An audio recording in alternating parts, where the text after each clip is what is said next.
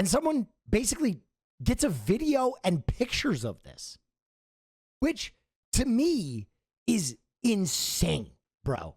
You have to be so empowered in your affair to just be airing it out in public. Guys, the equivalent of this would be if I went to TwitchCon and butt-fucked Hassan Piker at our meet and greet.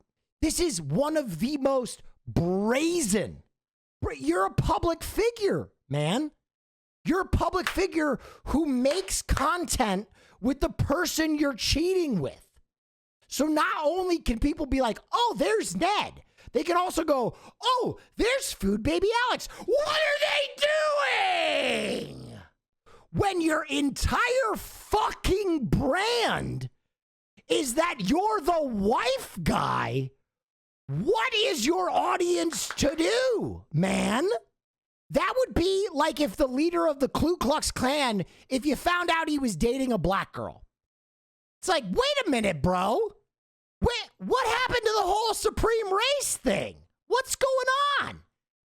He can't keep going on. He can't keep clucking. He can't keep clucking. He's got to hang up the hood, man. Now, for those of you who can't take a joke, that is not some kind of endorsement of the Ku Klux Klan. Fuck them and fuck racists. It's a joke, okay? But truly, this undermines his whole product and the family first nature of Try Guys and the brand first. So they're fucked, right? They're fucked in a big way, or at least Ned is.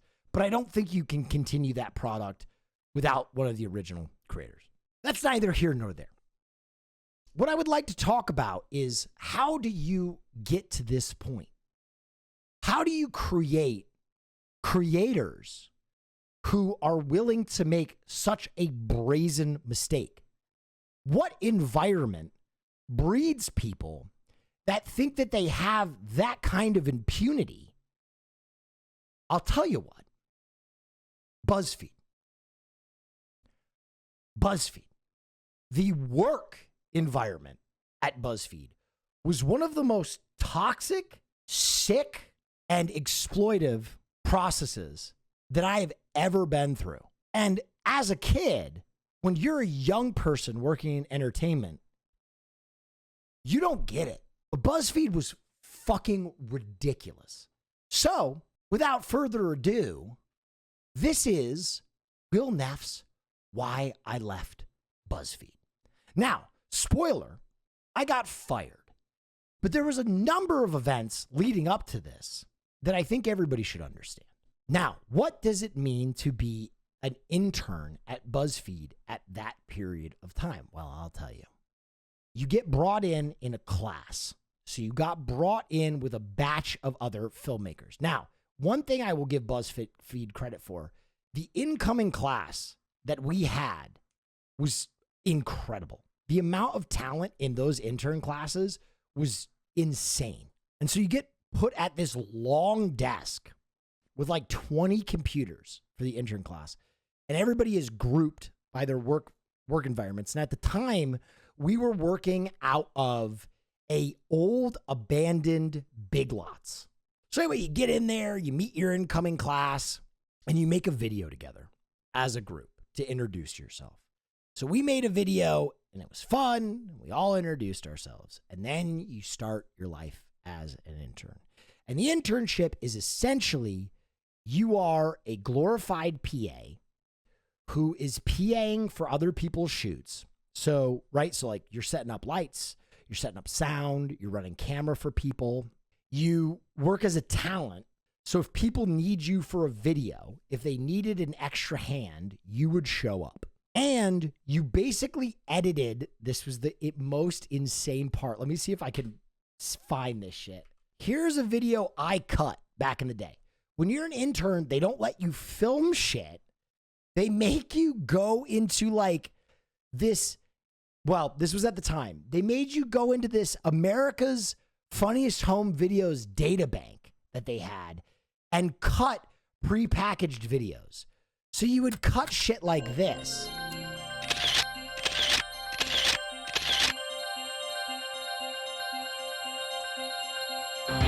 Now, mine had a little bit more flair.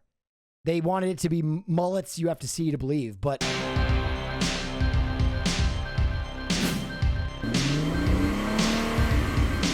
so here's a video I cut.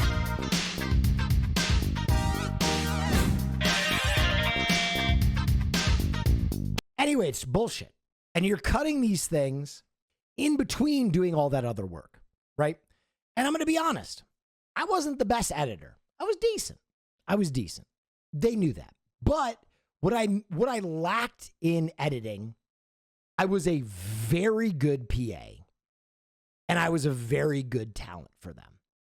If you go back to that period of time, during my internship, I appeared in probably just as many BuzzFeed videos as anyone else.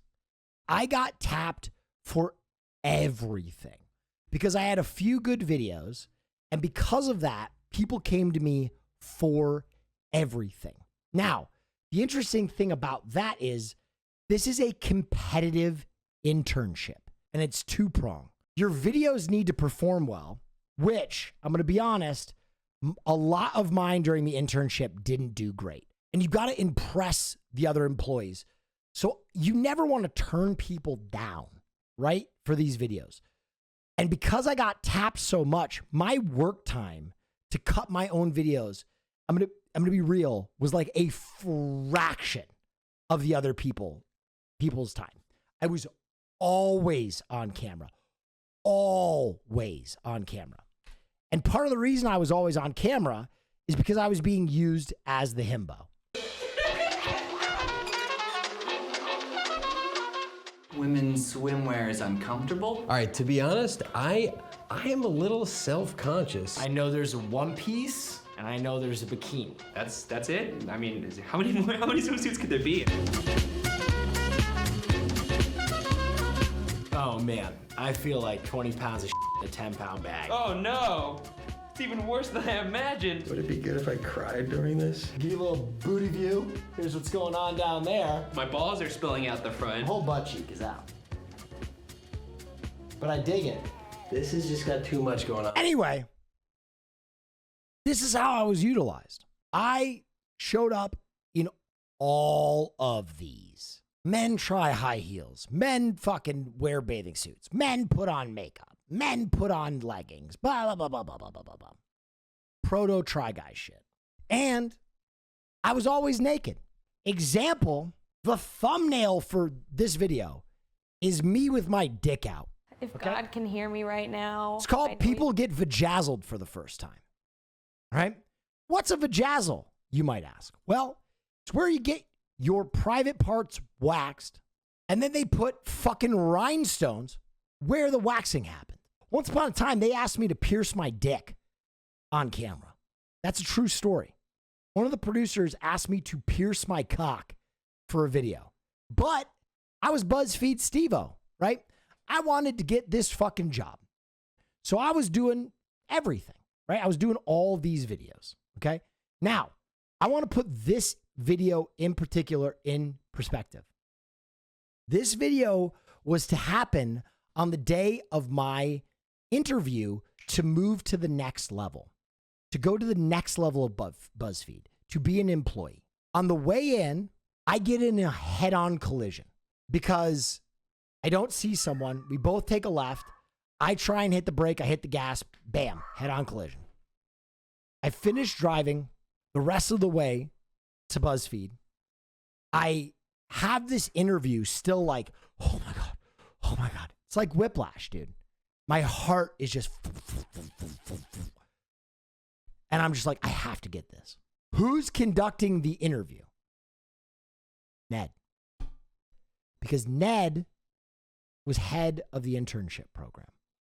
Ned ran the interns. That was his job before he became a full-time try guy. I was like so dialed in, so fucking dialed in that I was like, I have to do this. I have to do this. I have to do this. And I was like, after the interview, immediately I felt very sick. I felt very sick. And I started to ask, I was like, should I go home? I was just in a car crash. And they were like, no. They need you for this vajazzling video. Do that. So I did the vajazzling video. I got my cock waxed the same day that I was in a head-on collision. This video happened like 20 minutes later, and you can see, like in certain parts, I'm just like listen to me, like. Skin is so sensitive. Dude, does that sound like me? It's because look at my eyes, man. So sensitive. I'm fucking shell-shocked. Oh, grandma. Extra sensitive. Tell them in for the rest. Yeah. Wait, does this? And I get shithoused. I start drinking. Because why fucking not? I was fucking bleeding everywhere. When I went in there, I was the only guy at the company who would do it, right? I was the only fucking guy at the company who would do it. And they're like, don't worry. It's just going to be you and the technician and the cameraman. Great. In this little ass room, there was no room for a fucking curtain. So I'm butt ass naked. The cameraman. Oh, yeah, wow. That's for The camera person is a woman. The sound person is a woman. The technician is a woman. The person who's producing the video was in the room is a woman. And the owner of the waxing salon came in as well. So I am dick out, bleeding in front of like 6 women, fresh off a car crash. Look at my fucking face, man. I don't want people to think like I was coerced into this shit. I signed up for this, all right? This is what I signed up for, okay? I was a young person, but I wanted to get this fucking job, all right? I knew what I was doing. The reason I'm bringing this up is because of a point later, all right? Remember that I was used a little bit as a piece of meat. That's all. I just put a pin in that. The internship is enormously competitive. And when we went into the internship, they told us that the previous class, like 80% of the interns had made it. All of a sudden, partway through our internship, there are rumors swirling that only 50% of us are going to make it into the company. Oh shit. The heat has been dialed the fuck up.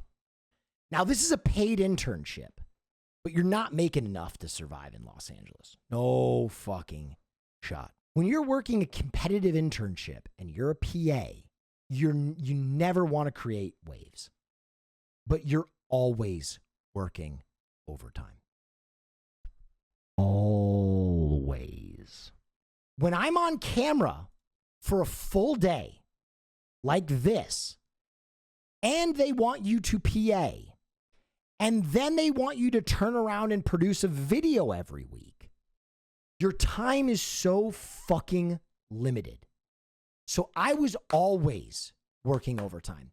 One great example of this, do you guys remember these piece of shit videos? Weird things, all couples. What do you want The all couples couple? to get for dinner? I don't really care. Then just pick something. You choose. Told you. Shut up. So some of you will remember these fucking videos and some of you won't. But let me put this in context. This video where you can hear the fucking lav scraping on his shirt has 8 million views. These things fucking, they pumped these out.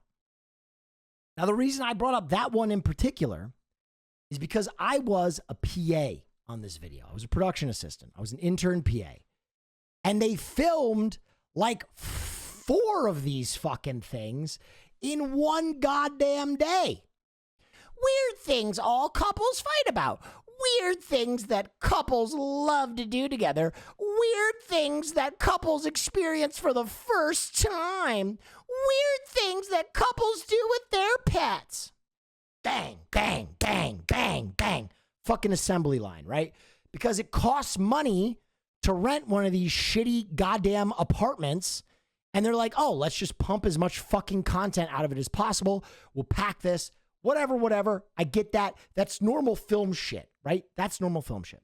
That day, as a fucking PA, I was there from 7 in the morning to 2 o'clock at night on a Friday, bro. When I recorded those overtime hours, Ned told me that I needed to clear overtime beforehand. And it blindsided me. I was like, what? How would I clear the overtime beforehand? I was a PA on a set. You want me to fucking walk off set? And the implication, and I'm going to put it right out there, and this is one of the first fucked up things I'll point to, is that BuzzFeed didn't want you to claim overtime. And you would hurt yourself in the competitive element of the internship if you claimed overtime. It was never directly said. Let me put that out there. It was never directly said, but that was the implication. You wanted to be the model employee, and you wanted to beat these other people in the internship. And to be honest, we signed up for that.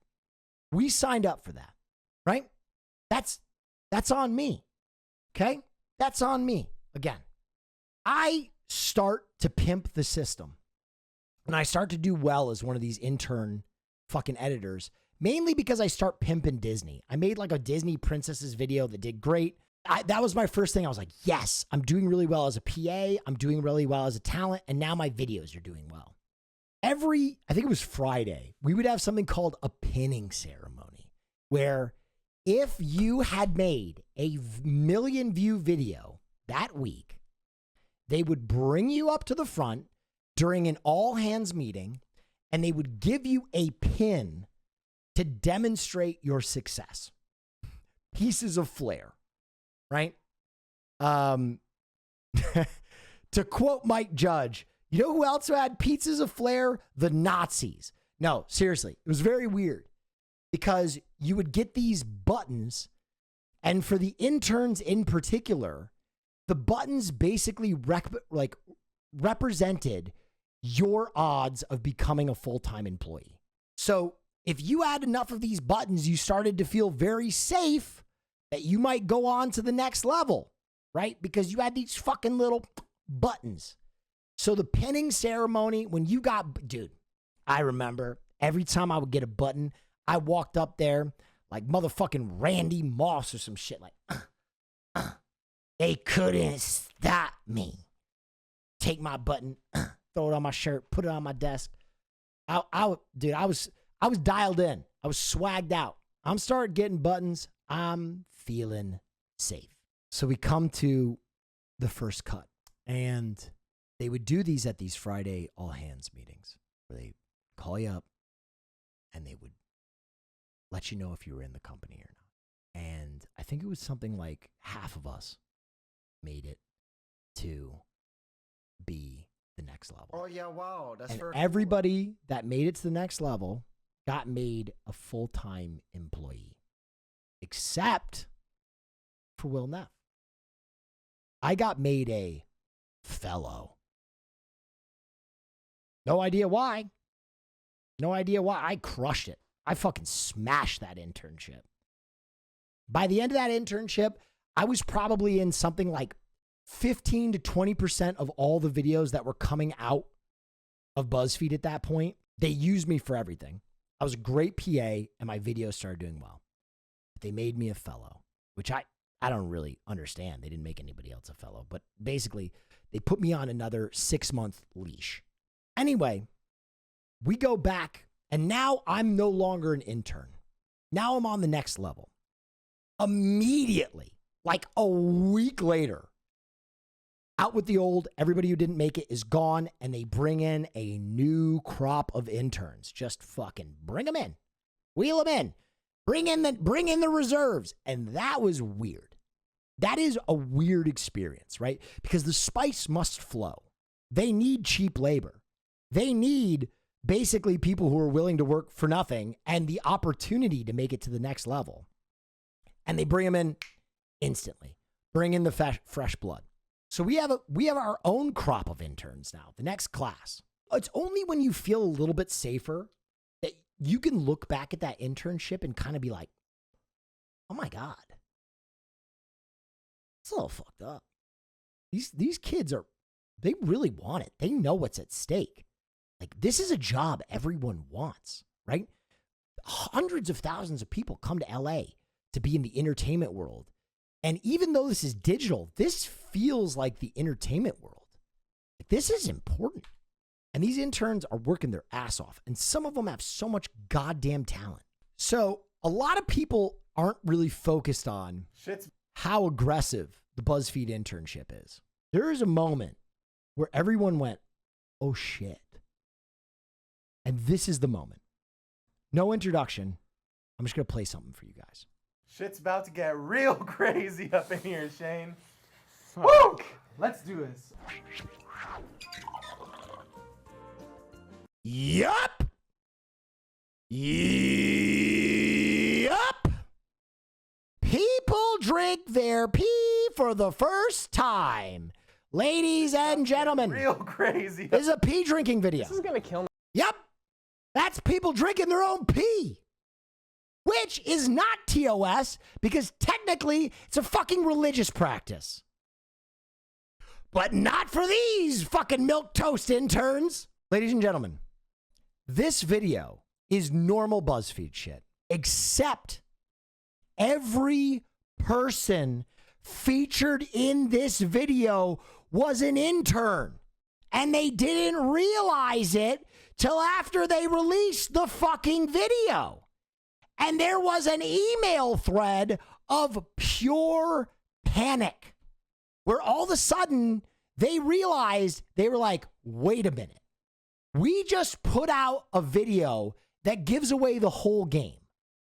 We just put a video out where we made competitive interns drink their own piss to show essentially that these kids are so fucking dialed in and so desperate to get a job that they're willing to consume their own excrement.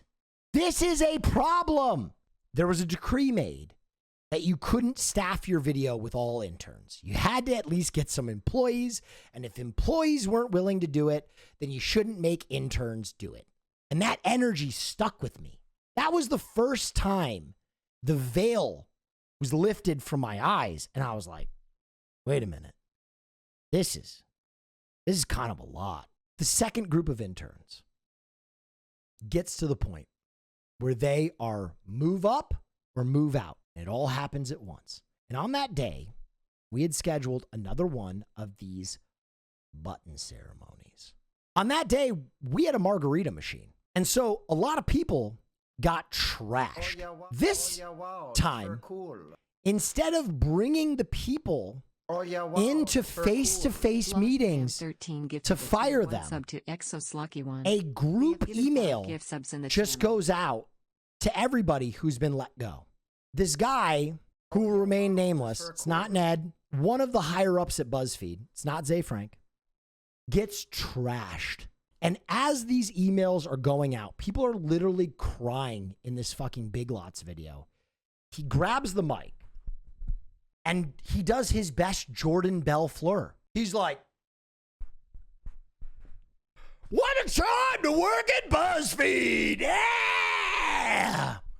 This month, we did 6 million impressions! Woo! If you work here, you are among some of the most talented people on the planet. Blah, blah, blah, blah. Popping the fuck off. Feet away from interns sobbing into their hands. And I was like, oh, fuck. That's for cool. Match BuzzFeed. It was insane, bro.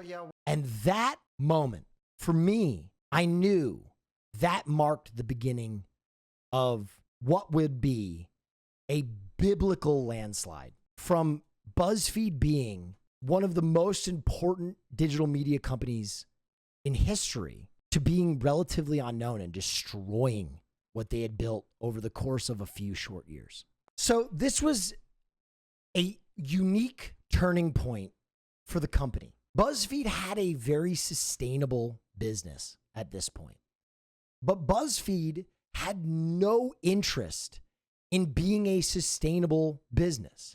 They were in the business of biggering, to quote the Onceler from the Lorax. And in the interest of those things, two pivotal things happened of note that I would like to talk about. They took a terrible angel investment, a gigantic angel investment of millions and millions of millions of millions of dollars, which all of a sudden they had to justify. And the culture changed overnight. It went from an environment that was very creative and kind of free form to everything had to meet a bottom line. The second thing that happened of note, and this is going to be the first little side story I tell, is BuzzFeed wanted to increase their social media footprint on all of their platforms. And so they hired a number of digital influencers who they considered to be social media black belts. One of the people that they brought in was a Snapchat and Twitter genius, a young man from Alaska who is a trap rapper by the name of Timothy Treadwell. As you might know him, Baked Alaska.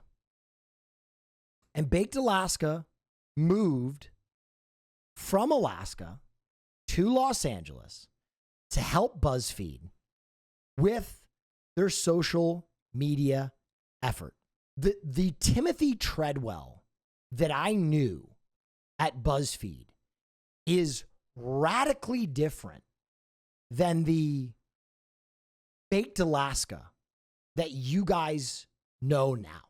When Timothy Treadwell came in, he was I would venture to say the word sweet young man who worked really hard and who was really, really good at his job.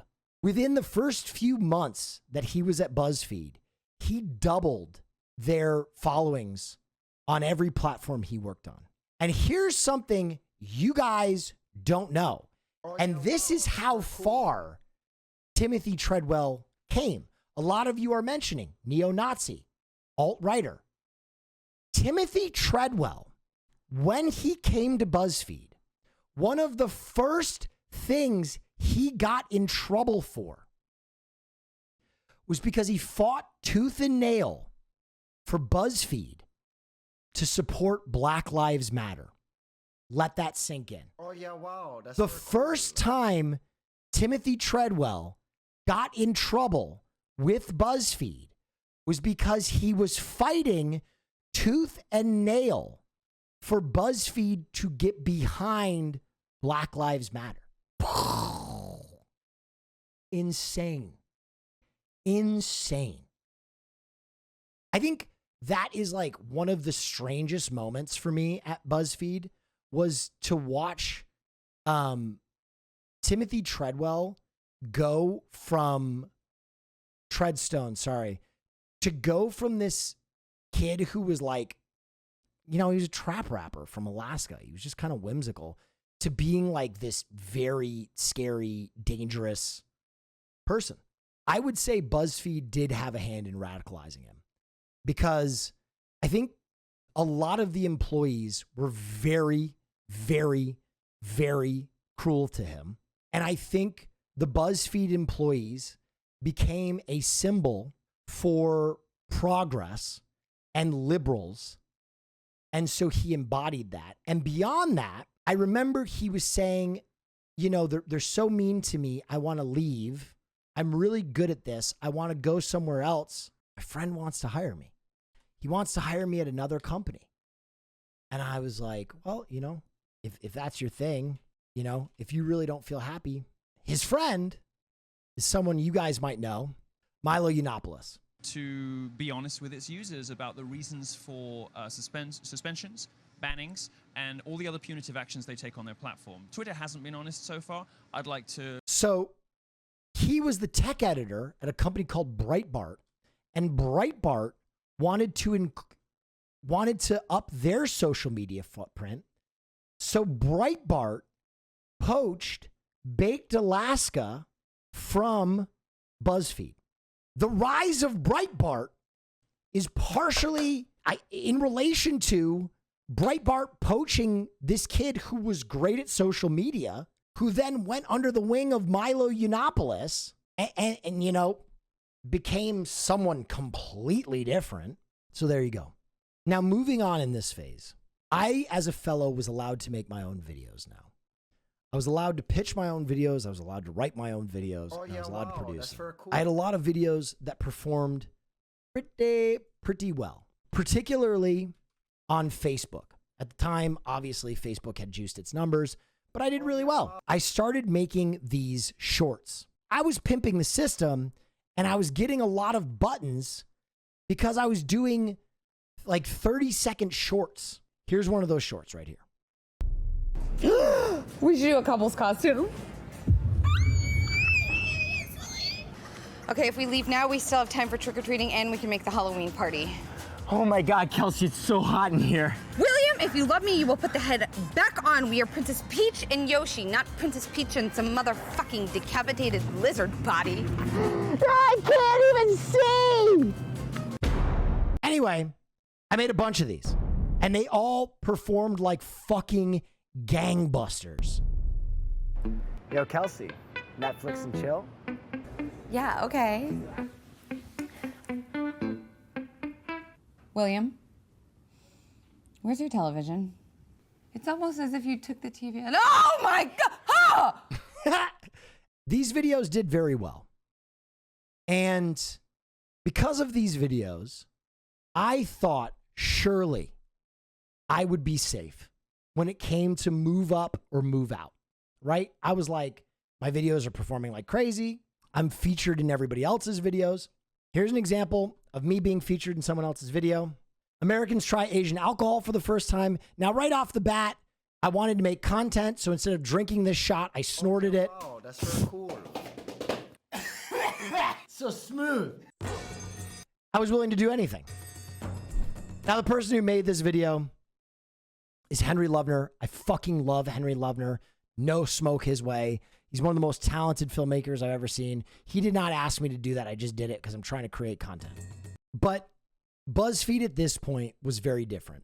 We had moved into a new building because of the angel investment, which was an enormously expensive studio in West Hollywood. I think that was one of the reasons we started making so many things.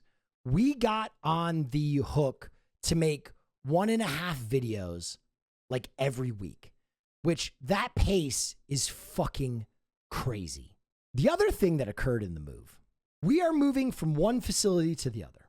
And I think this was the first time that I realized that there were people at BuzzFeed that did not like me Neff. and that did not want me there because I'm doing well.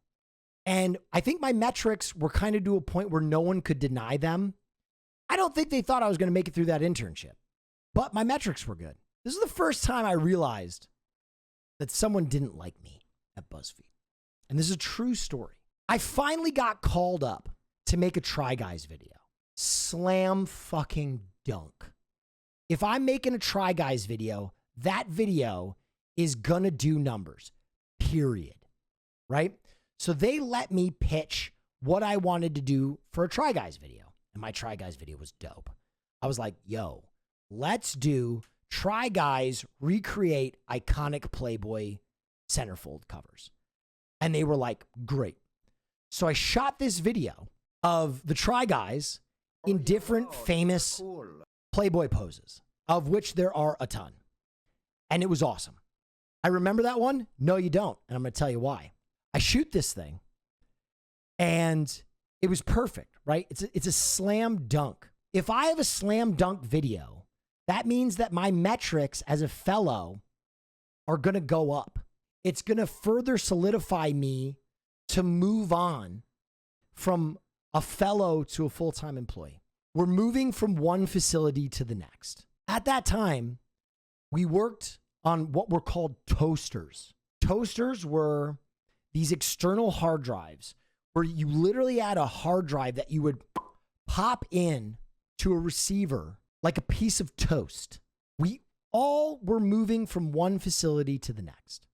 We all had our box. You labeled your box. You put all your stuff in it, and they moved your stuff from one building to the next. There were probably 10,000 pieces of equipment. In the move, not a single piece of equipment was unaccounted for, except for one, my hard drive. And I searched everywhere for this fucking hard drive. I searched everywhere. It had a Try Guys video on it. This was a video that was going to take me to the next level, right? It was going to establish me even further. And it was gone. When I go to my bosses at the time, I tell them, I'm like, guys, like, I can't find my hard drive. And it has 3 videos in progress on it. And at that point, we had to turn over 1.5 videos every week. So basically, we had to do like 5 videos a month. I was like, I need time to like get back to like doing what I was doing.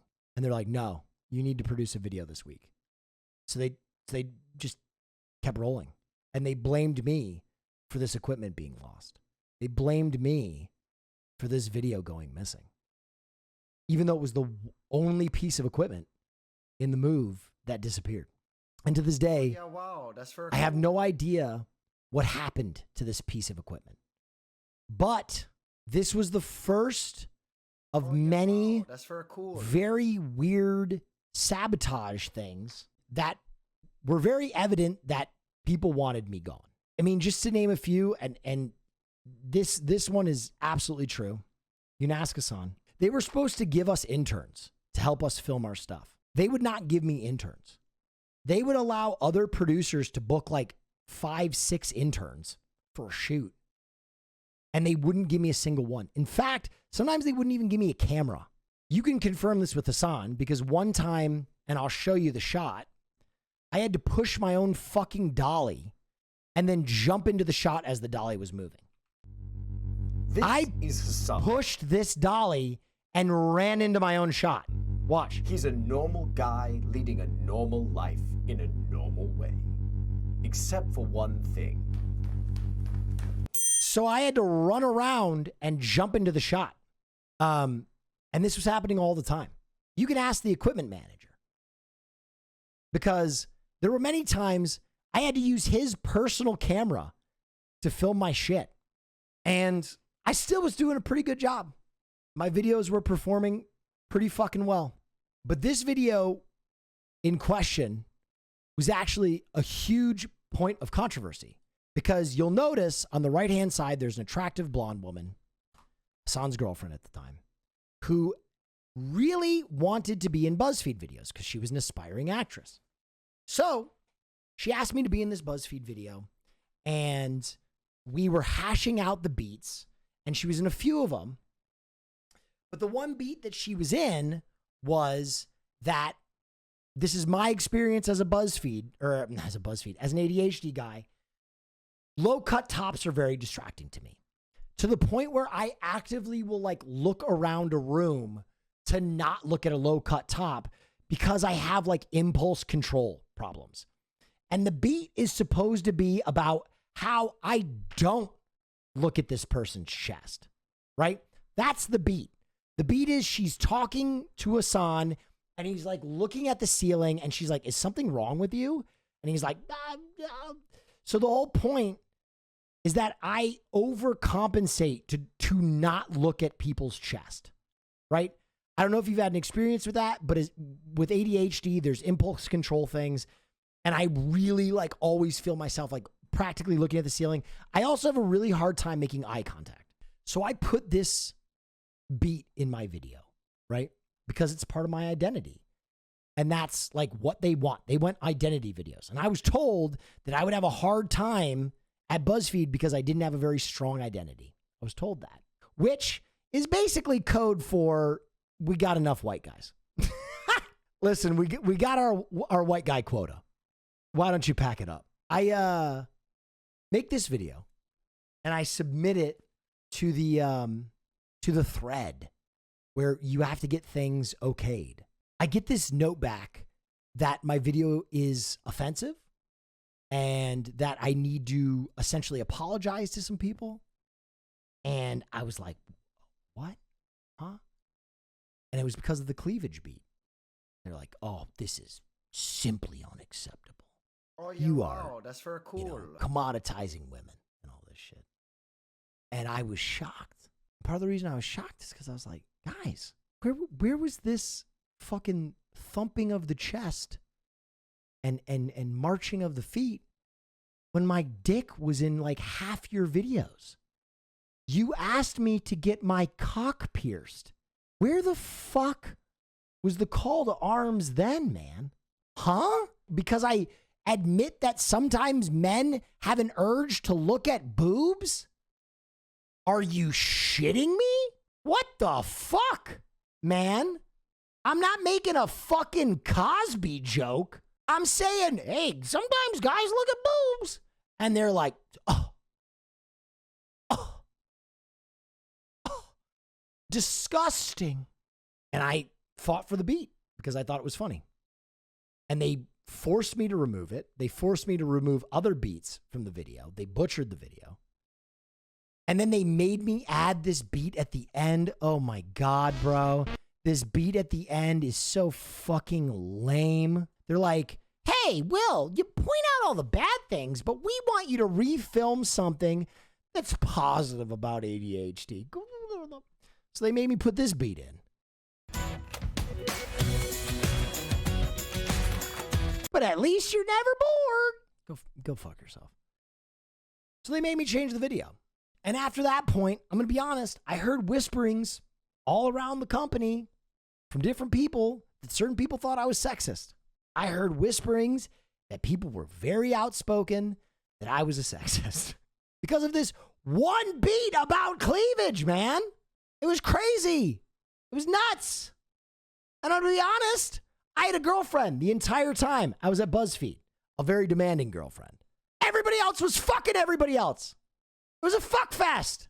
Everybody was hooking up at BuzzFeed except for me. I never hooked up with a single BuzzFeed employee. I never even flirted with a single BuzzFeed employee. Anyway, there you go. People thought I was sexist. Finally, I get called into this meeting at the end of my fellowship. And I'm going to be honest, I thought I was walking into a promotion. So I walk into this meeting with Kevin Stryker and Ella. And I find out that I'm let go. And one of the things that Ella says to me that fucking still to this day rings like a bell in my head. She said, I don't think you're a very good filmmaker. She said, I think you're a good talent. And we might bring you back for that, but I don't think you're a very good filmmaker. Now, keep this in perspective. At this point, for the last few weeks, they've lost my hard drive with 3 videos on it. They have been refusing to give me equipment. They've been loaning out huge numbers of interns to the other employees, and I've been having to run camera and star in my own stuff because I literally have no one. And so I'm let go. The feeling of that sucked. But what sucked even more is there were a ton of people at BuzzFeed that I had gone to the deck for, and none of them stepped up to save me.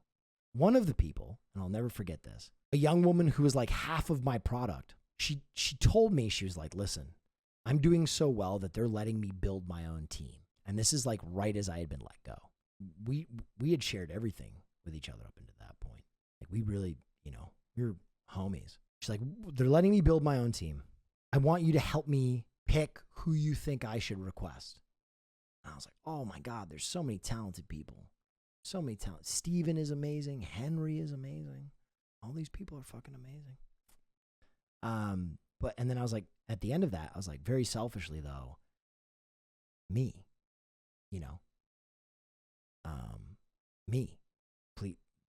please. I'd like to keep working here. And she was like, yeah, of course. And she came to me the next day to her credit. And she told me, hey, Will, I'm not going to request you for my team. And dude, that felt like a fucking, seismic punch to the chest because this person and I had made everything together. She made a decision that, you know, is regrettable to me, but I think she had to. But it felt bad. It felt bad because there was no one really to help me out, and I had really gone to the deck for a lot of people. I scrambled those last few weeks to find any way to stay in the company. I scrambled, and couldn't find any way to stay in the company. And I'll never forget the thing that made me sure that someone had it out for me was on the way out, I turn my email address over, I give all my equipment back, and I say goodbye to everybody. And a lot of people are shocked that I'm leaving. One of which was our coordinator and equipment. He wasn't an equipment. He was our coordinator. This guy named Cody, who I loved. I fucking loved Cody. And we were really good friends. And he was really sad I was going. And 2 days later, I get a call from Cody, and he's like, dude, I got to talk to you about something. And I was like, yeah, what is it, man? And he was like, I'm going over your final credit card statement. Now, they gave us credit cards to be able to produce content, right? Going over your final credit card statement. And I was like, yeah, okay. He was like, did you buy a new iPhone on your credit card the week you were leaving? And I was like, what? He's like, did you buy a new iPhone like the day you were leaving on your credit card? And I was like, what? No. The fuck? Now, I'm going to be honest. I think if that had been anybody but Cody, I would have been fucked. Because someone took my credit card after I turned it in and bought a fucking cell phone on it. I think just to further incriminate and disenfranchise me to the company. But Cody was an absolute homie, and he was my friend, and I don't think he believed it for a moment. I don't think he believed it for a second that I would do that. And so I left the company. It was the end of my tenure. It was the end of my time at BuzzFeed. And I was very sad. I was very sad because I saw a lot of my peers go on to put together these massive followings and to make a lot of money. And it just felt like I had put all of this time into this venture, and I had worked my ass off, and I was left with nothing. There was no help from BuzzFeed. They didn't set me up with any interviews. They didn't do anything to help me. They didn't do what they said they would do. They didn't cast me, really, after the fact. They didn't put me in anything. Not that it would have helped anyway, but at least, you know, you can pretend like you're working. And so I just lost a big piece of my life. And, you know, after that, I worked my ass off to try and make a sketch channel. The sketch channel did okay until Saturday Night Live stole from it. And I kind of watched BuzzFeed from the outside gradually erode. And from a very selfish standpoint, every time BuzzFeed made a misstep, I kind of reveled in it. Like when I saw BuzzFeed tank its IPO, I kind of fucking loved that. To summate everything, I think I started this conversation with what kind of company, what kind of person would cheat so brazenly in their professional career? Or what kind of environment creates a person like that? BuzzFeed does. Because BuzzFeed basically was a meat factory that profited by taking young, starry-eyed filmmakers, putting them through the grinder, making them work insane hours, pitting them against one another, making them turn out dog shit, and all kind of like in this weird culty environment where they deputized random people. People that had been the intern, like in the original BuzzFeed 7 or whatever they were called, were department heads at like 24 years old. And they had no fucking idea what they were doing. But they were able to basically act with total impunity. Oh, yeah, you were here at the beginning. Here's a department, baby. Somewhere in there, we did make some good shit. Somewhere in there, some amazingly talented people got a chance to showcase their talent. Lost in the shuffle, there was people trying to make creative stuff and having fun. But unfortunately, they went corporate. They took a massive investment. They weren't focused on making good content. They were fixated on making more profitable content and more content. They didn't give a shit if it had any quality to it. They were just pumping the fucking shit out. And that was the mentality. We don't give a shit if it's good. We just give a shit if it does views. And in that sense, they were ahead of the trend again. In that sense, BuzzFeed led the way more than they ever I think that they knew they would. Because we live in an era where people just produce dog shit over and over and over and over and over again. They don't give a fuck. We live in a content era where the spice must flow. No one gives a shit. Just put it out. Just make countless iterations of the same old fucking thing. And so to you, I say, don't be those people. Whatever you make, have fucking pride in it. Have fun doing it. And somewhere in that pride and that fun, you will create a more sustainable product than just making a bunch of profitable dog shit. It's not sustainable. Making a huge amount of dog shit. No one will love you for that. They'll love you for the shit you care about. They might become infatuated with you for a moment, but no one will stick with you. And that love and that passion is why I survived BuzzFeed. Because I fucking love this shit. And that's why you guys watch. It's not because I'm the most fucking viral. It's not because I hop on every goddamn trend. In fact, my BuzzFeed, why I left BuzzFeed video is 6 fucking years late. It's because you can see that each and every time I get on this camera, I am a fucking baby sea turtle hitting the water for the first time. I am in rapture. I'm in ecstasy. Because I fucking love this. And I love entertaining. And I love making people's lives better. So whatever you do, do well. Because if you build a career, if you build a lifestyle, if you build a relationship like Ned on something empty, it will inevitably collapse. And to Ned, I say this. He's not a fucking bad guy. He just got caught up in it. And unfortunately, he's the wife guy. So this goes over way worse. People cheat. But when your whole identity is your wife and you cheat on her, it's a lot harder for people to forgive you. It's a lot harder for people to take up arms and go, oh, I get it. Because they don't get it. Because they know you as the guy who fucking loves his wife. So what is your audience to do? Anywho, I wish him the best. You know, there are kids involved. His wife's incredible. In fact, I wanted to end with one Ned Fulmer story. I went to a YouTube Halloween party about a year or two after I left BuzzFeed. And I was pretty fucking down and out. And the only reason I got invited was because I was working as a producer on Hassan's The Breakdown. And so Hassan brought me to this YouTube party. And there were a lot of familiar faces there. And it was hard for me. It was hard for me.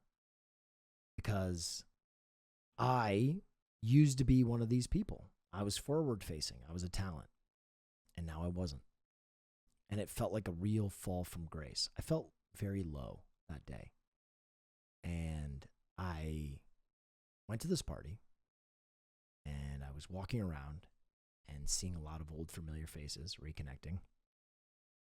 And I saw Ned's wife. And I went up to her and I said, hello. And she remembered me. And we hugged and we were having a great conversation. I was so excited to see her. She was being so warm to me, even though I, wasn't at BuzzFeed anymore, and I wasn't a BuzzFeed employee, and I didn't have that prestige. She was being so kind to me.